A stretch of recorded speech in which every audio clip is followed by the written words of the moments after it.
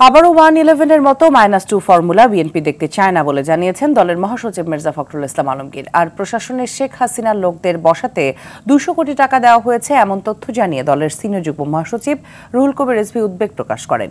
রাজধানীতে আলাদা অনুষ্ঠানে তারা এসব কথা বলেন। আরও জানাচ্ছেন এআর বাদল। রাজধানীর ইঞ্জিনিয়ার ইনস্টিটিউটে শিক্ষক সমাবেশ।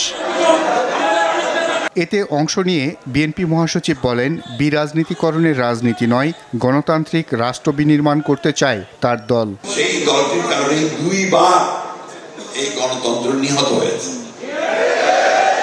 1975 সালের স্বাধীনতার পরে, আরেকবার হয়েছে 2012 সালের পরে, যখন কেয়ারটেকার গভর্নমেন্টকে ধ্বংস করা। রাজধানীতে ডেঙ্গু প্রতিরোধে সচেতনতা লিফলেট বিতরণ করেন বিএনপির সিনিয়র যুগ্ম মহাসচিব রুহুল কবির রিজভী। এ সময় দেশবিরোধী ষড়যন্ত্র রুখে দিতে সরকারকে শক্ত অবস্থানের আহ্বান জানান। বিদেশি গোয়েন্দা সংস্থা প্রায় 200 কোটি টাকা বরাদ্দ করেছে বিভিন্ন প্রশাসনের ফ্যাসিবাদের পক্ষের লোকদেরকে বসানোর জন্য। এটা প্রশাসনের অনেক আমলাদের সাথে নাকি সেই গোয়েন্দা সংস্থার যোগাযোগ হচ্ছে।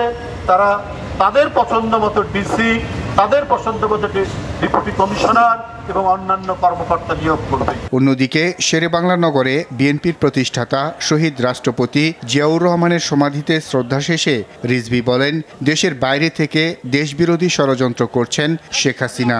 উস্কানি দিয়ে একটা অস্থিতিশীল পরিস্থিতি তৈরি করে, একটা রক্তাক্ত বাংলাদেশের আবহ তৈরি করে আপনি সেই সুযোগে মনে করেছেন বাংলাদেশে প্রবেশ। এআর বাদল, RTV, ঢাকা।